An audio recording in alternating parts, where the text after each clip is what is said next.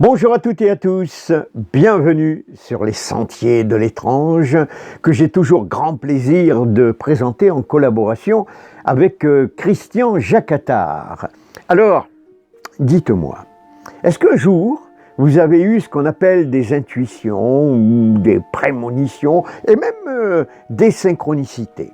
Alors, si c'est le cas, cette émission devrait vous intéresser, car d'une part, nous allons aborder le cas du major Edward Dams de la CIA, qui avait averti 4 mois avant la découverte du crâne du petit Émile. Nous aborderons également le cas du commissaire de police Robert Martin, qui fut un des grands patrons de la criminelle au 36 quai des Orfèvres. Nous aurons au cours de cette émission, eh bien justement, le plaisir d'accueillir Patrick Manresa, qui fut un de ses anciens collaborateurs au 36 quai des Orfèvres et qui, lui aussi, grâce à son intuition, a pu faire avancer quelques affaires intéressantes. Vous verrez, son témoignage est extraordinaire. Et puis, nous aurons un autre témoignage tout aussi stupéfiant, c'est celui d'Anne-Marie Jarry, qui nous parlera des nombreuses synchronicités, des nombreux signes qu'elle peut avoir et qu'elle a pu avoir d'ailleurs avec son fils Teddy, qui est décédé il y a plusieurs années de cela, accidentellement. Et vous verrez, son témoignage est émouvant, poignant et nous interpelle quelque part. Alors, en ce qui me concerne, eh bien, je vous révélerai une de mes plus belles synchronicités qui a bouleversé ma vie.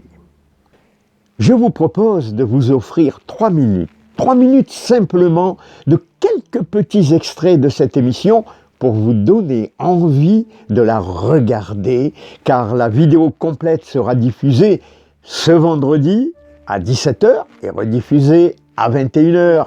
Je compte sur vous. Après, pour moi, c'est l'affaire, je dirais, Tati Daniel de Paris, où je ne m'attendais à rien quand c'est arrivé. Alors, racontez-nous un petit peu cette affaire. C'était en 2002, je vais la faire courte. Oui. C'était en 2002, je venais de passer au PJ et on a récupéré une affaire qui datait de 3 mois. Donc, on récupère une affaire. Une dame était morte par asphyxie dans un appartement. Et on récupère cette affaire 3 mois après. Donc on a un petit dossier avec 3 fois rien dedans et pas de photo de la défunte. Et mon chef me dit, tu iras faire les constatations et la perquisition. Voilà. Donc on part à 5. Et moi, je vais tout seul dans la chambre où elle avait été retrouvée décédée. Et là, je sens une présence sur ma droite, je tourne la tête, je ne vois rien. Un moment après, je ressens une présence, et là, je tourne la tête, il y avait un tabouret en plastique orange, et là, une dame assise sur le tabouret. Et je la vois, mais comme je vous vois. Et là, elle me dit en colère, c'est les jeunes qui ont mis le feu à la porte. Et là, je me dis que j'étais bon pour l'asile de fous de Pinance, moi, à la Nemeuzan, et puis elle insiste. Et là, ma guide m'envoie l'affiche du film Tati Daniel, pour me montrer le caractère de cette dame, si vous voulez. D'accord. Donc, enfin, c'est comme après, si j'arrivais plus à communiquer, vous voyez bien la ressenti, parce que j'avais le ressenti. Qui m'est arrivé. Je discute avec mon fils d'un roman de Camus, Le mythe de Sisyphe. Et le lendemain, mon fils va dans une boîte à livres, et le premier livre qu'il trouve, c'est Le mythe de Sisyphe. Ah, voilà. Donc, sa synchronicité, c'est le codage, les signes avec votre fils décédé. Expliquez-nous. Oui, c'est ça. Teddy qui est parti il y a 17 ans. Dans un accident de la route et qui a, enfin voilà, moi je le dis comme je le pense, comme je l'interprète, oui. Voilà. Qui a donné des signes dès le jour de ses obsèques. Voilà, pour moi c'était ça, je suis là. C'est une de vos premières synchronicités. Voilà. Et vous, si vous permettez, vous en avez une extraordinaire. C'est les lettres. Combien? Je le sais, on en a largement discuté, mais d'ailleurs on mettra la photo là au niveau de la vidéo. C'est Teddy dans le ciel. Enfin, on va expliquer aux Alors auditeurs. TDY parce que Teddy était musicien amateur et il avait choisi comme pseudo TDY, Teddy, en abrégé donc.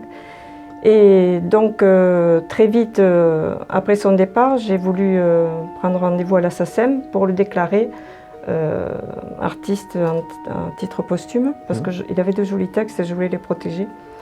Donc c'était quelque chose qui était prévu, ça, et il n'a pas eu le temps de le faire. Donc nous sommes allés avec son papa au rendez-vous et le monsieur nous a dit il n'y a pas de souci, on va faire ça, on va ouvrir un dossier.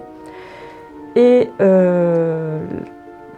c'était un mercredi, le samedi, on s'est retrouvés à 12 à la maison parce que les copains et les copines voulaient savoir, avoir le résultat de ce rendez-vous.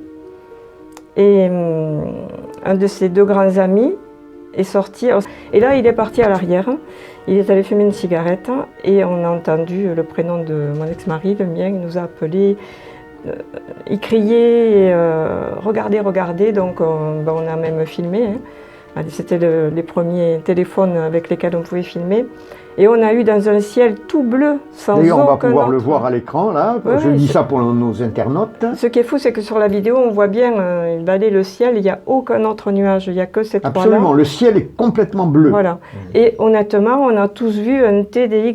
Bon, je ne doutais pas. Non, non, c'était flagrant. Mon Là. ressenti chaque Voilà. fois. Et puis vous avez eu d'autres. Ah oui. Je pense Et j'en ai encore le aussi. joueur, mais je le sais, joueur de. Eh ben, justement, le chiffre 17. Oui, Ça alors ce m'interpelle chiffre aussi. 17. Je vais Et vous oui, dire bien pourquoi sûr. après aux On a le 17 en auditeurs. commun tous les deux. Oui, exactement. Donc Teddy est parti un 17 et j'avais des 17 régulièrement sur ma route et je ne les supportais pas ces 17. Et je ne sais plus qui m'avait dit, mais c'est sûrement un signe. Mais non, c'est pas possible, j'ai horreur de ce chiffre, il ne peut pas me faire un signe avec ce chiffre-là. Et effectivement, si, c'est ça. Et je me suis rendu compte qu'après, le fait de voir des 17 me mettait en joie. Et ça continue Parce que toujours. c'était un codage. Parce que maintenant j'ai compris, voilà. Et il m'a aidé à dépasser cette horreur du 17, Absolument. finalement, vous voyez. Alors pour clôturer sur le 17, je vais vous donner un petit peu ma synchronicité, hein, obligée là. Je l'ai déjà dit, mais enfin les auditeurs tous ne le savent pas. Hein. On a une correspondance avec le chiffre 17. Pourquoi? Parce que en ce qui me concerne, moi je suis né le 17, mon épouse est née le 17, on s'est connus le 17. Beaucoup d'événements se sont produits le 17. Moi j'ai eu mon oncle, ma tante, tous. Soit sont nés le 17, soit sont décédés le 17, et le parcours de ma fille a habité le 17, mon fils a habité le 17, enfin bon, il y a eu des tas de choses le 17, et malheureusement j'ai mon épouse qui a eu un cancer du sein, et quelques jours avant son départ, curieusement d'ailleurs, elle a été mise aux soins intensifs de chambre, et on l'a mis à la chambre 17. Alors les gens, je me suis dit, tiens, comme vous, hein, je me suis dit, chiffre 17, c'est curieux. Et lorsqu'on a mis mon épouse dans un coma artificiel, puisque nous, c'était un petit peu notre codage, le chiffre 17, elle était dans le coma, mais je lui ai dit, écoute, si tu as quelque chose de l'autre côté, s'il y a une vie après la mort, fais-moi un signe par le chiffre 17. Mais mon épouse, elle est partie un 17. À 17 heures précises, ça c'est le bulletin de certificat de décès, et 2 jours après, chez moi, il y a eu un phénomène électrique, vous n'allez pas me croire, et j'ai eu 17 ampoules qui ont claqué. Ça interpelle, comme vous, Oui. comme des tas d'autres signes que vous avez eus. Patrick, vous, certainement, vous avez dû en avoir des synchronicités. Oui, on a des synchronicités énormément. Chaque fois qu'on termine une conférence avec Florence, on a, ou même elle toute seule naturellement, elle a toujours une synchronicité après. Donc, en règle générale, c'est un cœur dans le ciel, toujours, où elle va trouver une pierre en marchant en forme de cœur. C'est intéressant, le cœur ou revient une souvent. feuille qui va se détacher d'un arbre, qui va tomber, qu'elle arrive, qui va tomber au niveau de ses pieds en forme de cœur. Toujours. Qui lui avait eu cette célèbre synchronicité du scarabée. Je crois qu'elle est bien connue. Il est en analyse avec une patiente. Ça n'aboutit pas. La patiente est coincée, elle bloque, rien ne se passe. Et elle est en train de lui parler d'Égypte, elle est en train de lui parler de scarabée. Et à ce moment-là, un scarabée percute la fenêtre de Jung au moment précis où il prononce le mot. Et c'est tellement énorme, parce qu'en plus dans ce pays-là, c'est un insecte très rare. Donc c'est tellement énorme que finalement la patiente est sous le choc et que ça débloque l'analyse qui peut continuer. Donc c'est là la première fois que Jung constate une synchronicité et que même il décrit le phénomène.